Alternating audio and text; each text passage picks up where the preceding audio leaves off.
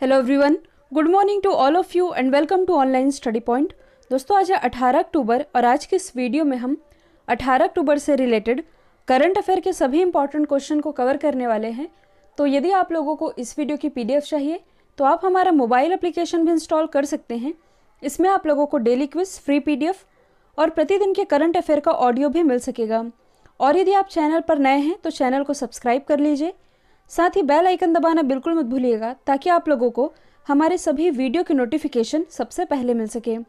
तो चलिए स्टार्ट करते हैं। हमारा पहला क्वेश्चन, हाल ही में अंतर्राष्ट्रीय गरीबी उन्मूलन दिवस ये कब मनाया गया?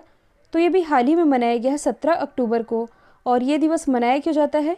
तो देखिए, जो विकासशील देश हैं उन देशों में वर्ल्ड लेवल पर गरीबी को दूर करने के लिए जो प्रयास किए जाते हैं उनके प्रति अवेयरनेस फैलाने के लिए ये दिवस मनाया जाता है 17 अक्टूबर को। अब देखिए, यहाँ मैंने एक टर्म यूज़ किया है विकासशील। दो तरह की कंट्रीज़ होती हैं, पहली है विकसित, दूसरी है विकासशील। विकसित कंट्री किन्हें कहा जाता है?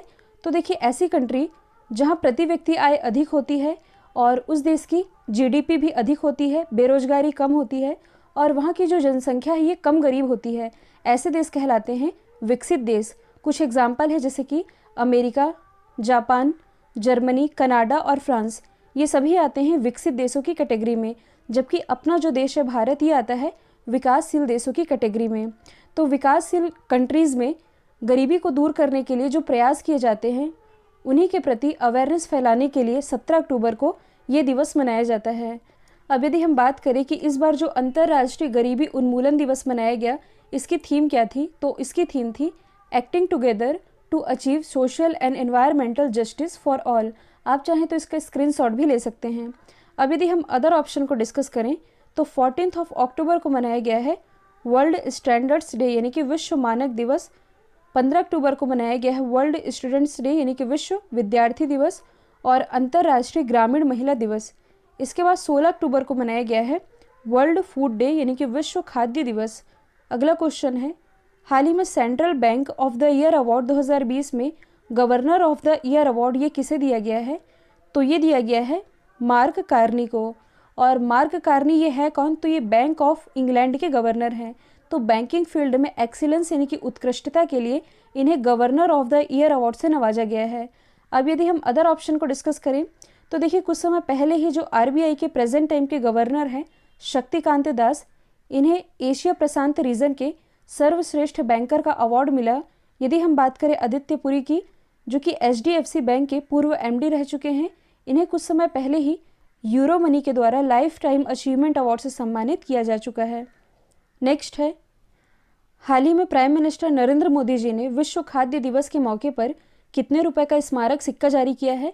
तो देखिए, अभी मैंने आप लोगों को बताया था कि जो वर्ल्ड फूड डे है यानी कि विश्व खाद्य दिवस, ये मनाया गया है 16 अक्टूबर को, क्योंकि जो फूड एंड एग्रीकल्चर ऑर्गेनाइजेशन है इसकी स्थापना हुई थी 16 अक्टूबर 1945 को। और इसी के भी हाल ही में मतलब कि 2020 में 75 वर्ष पूरे हुए हैं और इसी के 75 साल कंप्लीट होने पर प्राइम मिनिस्टर नरेंद्र मोदी जी के द्वारा 75 रुपये का स्मारक सिक्का जारी किया गया है। और मैंने आप लोगों को ये भी बताया था कि इस साल जो वर्ल्ड फूड डे मनाया गया, इसकी थीम क्या है?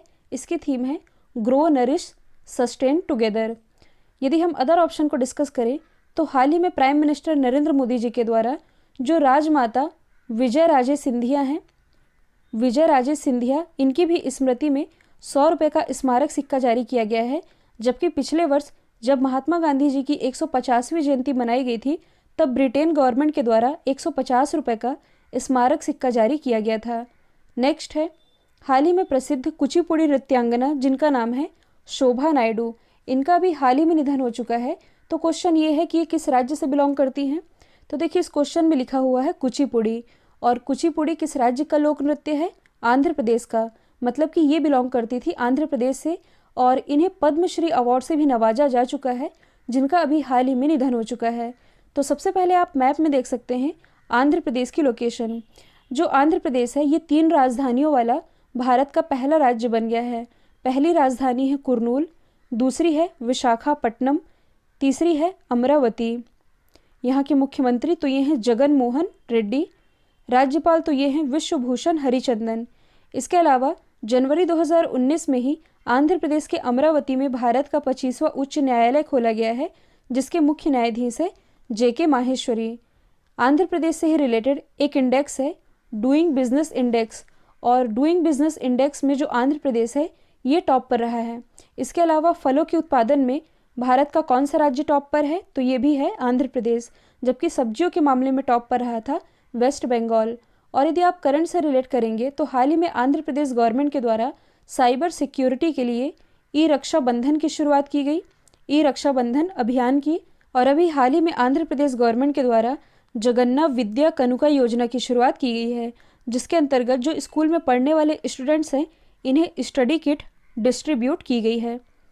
नेक्स्ट है, हाल ही में NTPC के CMD का कार्यकाल बढ़ाया गया है, इनका नाम क्या है? तो देखिए NTPC के CMD ये तो थे गुरदीप सिंह, जिनका कार्यकाल अब बढ़ाकर कर दिया गया है 31 जुलाई 2025 तक, मतलब कि 2025 तक ये अपने पद पर बने रहेंगे। यदि हम बात करें NTPC की यानी कि नेशनल थर्मल पावर कॉरपोरेशन की, तो इसकी स्थापना हुई थी 7 नवंबर 1975 में, हेडक्वार्टर स्थित है नई दिल्ली में। CMD ये तो यही हैं गुरदीप सिंह। यदि हम अदर ऑप्शन को डिस्कस करें तो हाल ही में जो राकेश अस्थाना जी हैं ये बनाए गए हैं BSF यानी कि बॉर्डर सिक्योरिटी फोर्स के महानिदेशक।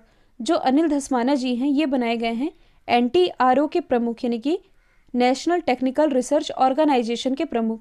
जबकि जो नीलेश शाह हैं ये दोबारा से AMFI के अध्यक्ष बन गए हैं यानी कि association of mutual funds in India के। नेक्स्ट है, हाल ही में भारत और किस देश के बीच वेबिनार और एक्सपो आयोजित किया गया? तो ये आयोजित किया गया भारत और कजाकिस्तान के बीच, और दोनों ही देशों के बीच रक्षा सहयोग को बढ़ावा देने के लिए इस एक्सपो का आयोजन किया गया था, जिसकी थीम भी रही थी, थीम थी make in India for the world Kazakhstan रक्षा सहयोग वेबिनार और एक्सपो। अब यदि हम बात करें कजाकिस्तान की तो आप मैप में देख सकते हैं ये है कजाकिस्तान की लोकेशन। इसकी कैपिटल क्या है? तो ये है अस्ताना, करेंसी है कजाकिस्तानी तेंगे। आप मैप में ये भी देख सकते हैं जो कजाकिस्तान है ये कैस्पियन सी के साथ बॉर्डर शेयर कर रहा है। जो कैस्पियन सी है ये विश्व की सबसे खारे पानी की झील भी है। अब यदि हम अदर ऑप्शन को डिस्कस करें तो हाल ही में जो तजाकिस्तान है इसके नए राष्ट्रपति बनाए गए हैं, इनका नाम है इमोमाली रहमान। इसके अलावा कल ही मैंने आप लोगों को बताया था कि किर्गिस्तान के जो राष्ट्रपति हैं सोरेनबाई जेनेबको, इन्होंने अपने पद से इस्तीफा दे दिया है। हाल ही में किस केंद्रीय मंत्री ने फूड एंड एग्री वीक 2020 का उद्घाटन किया?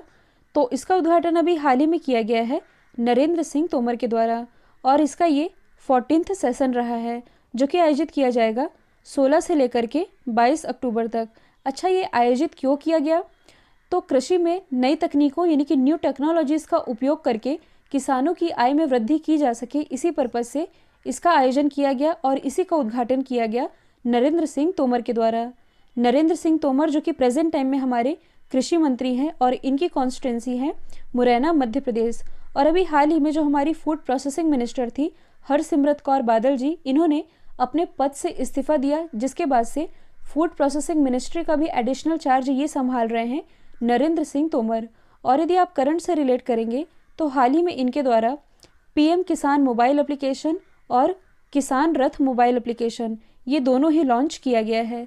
नेक्स्ट है, हाल ही में किस बैंक ने सबसे गरीब देशों को कोविड-19 महामारी से लड़ने के लिए 25 मिलियन अमेरिकी डॉलर उपलब्ध कराने का प्रस्ताव रखा है? तो ऐसा प्रस्ताव रखा गया है वर्ल्ड बैंक के द्वारा, यानी कि कोविड-19 से जो देश लड़ रहे हैं और सबसे गरीब देशों की कैटेगरी में जो आते हैं, जिनकी अर्थव्यवस्था बहुत कमज़ोर है, उन्हें 25 मिलियन अमेरिकी डॉलर उपलब्ध कराने का प्रस्ताव रखा गया है वर्ल्ड बैंक के द्वारा।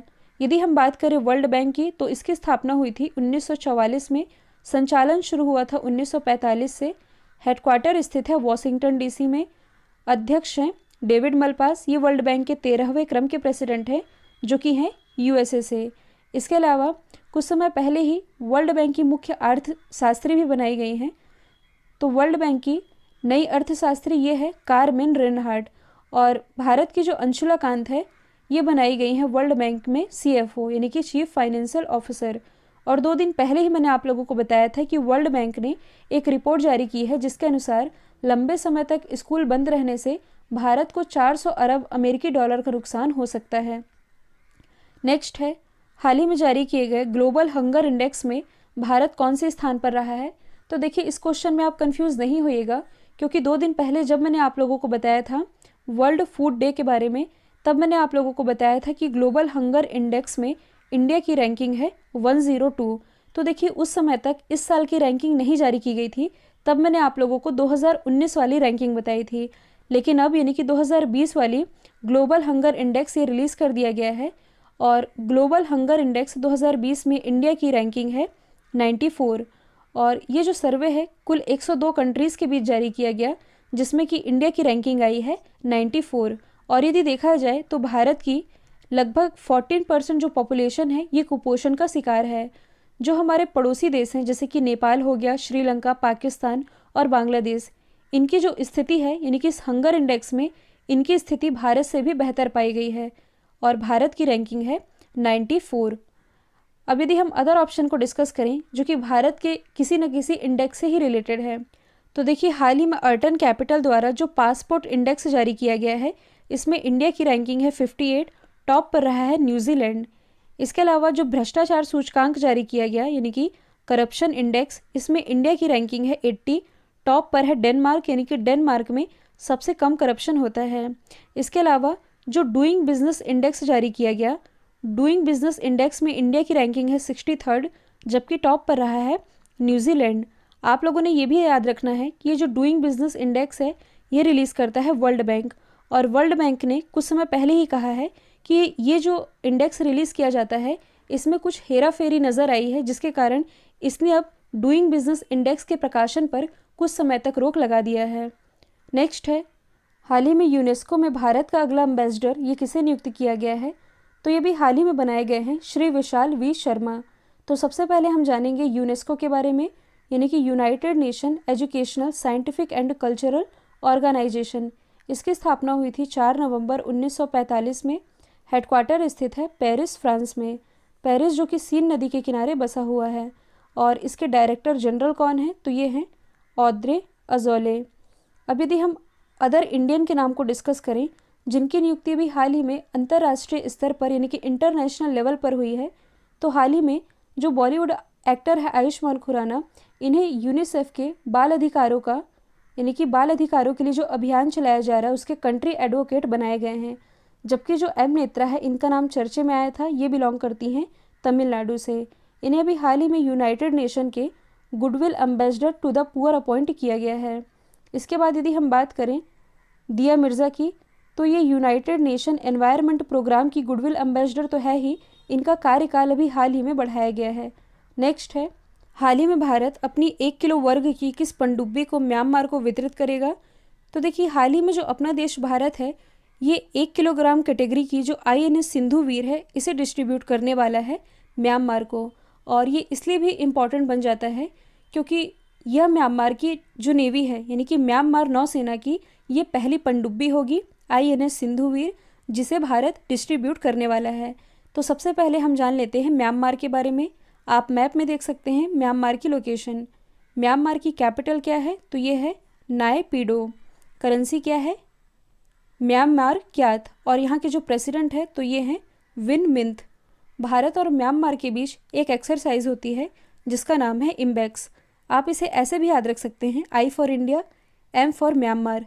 इम्बेक्स एक्सरसाइज है और ये भारत और म्यांमार के बीच मिलिट्री एक्सरसाइज है। अब यदि हम अदर ऑप्शन को डिस्कस करें जो कि करंट से रिलेटेड है, तो हाल ही में जो INS विराट है इसके बारे में मैंने आप लोगों को पढ़ाया भी था। तो इसे भी हाल ही में 30 साल से अधिक की सर्विस देने के बाद गुजरात में विकटित कर दिया गया है, मतलब कि टाटा बाय बाय बोल दिया गया है। यदि हम बात करें INS एरावत की, तो ये मोस्ट इम्पॉर्टेंट है क्योंकि कुछ समय पहले ही मेडागास्कर में जो चक्रवाती तूफान आया था तब इंडियन नेवी के द्वारा ऑपरेशन वनीला चलाया गया था, ऑपरेशन वनीला। और इस ऑपरेशन वनीला में INS एरावत को ही भेजा गया था। यदि हम बात करें INS खंडेरी की, तो इसे पिछले ही वर्ष यानी कि 2019 में इंडियन नेवी में शामिल किया गया है। तो ये सभी आप याद रखेंगे। कल मैंने आप लोगों से पूछा था जेनेटिकली मॉडिफाइड गेहूं को मंजूरी देने वाला पहला देश, तो ये बना है अर्जेंटीना। अब आप लोगों के लिए आज का सवाल है, दुनिया का सबसे बड़ा ग्रीनफील्ड जिंक स्मेल्टर ये किस राज्य में बनेगा? तो इसका जो भी आंसर है कमेंट बॉक्स में बताइएगा। वीडियो यदि पसंद आया है तो एक लाइक एक शेयर ज़रूर करिए।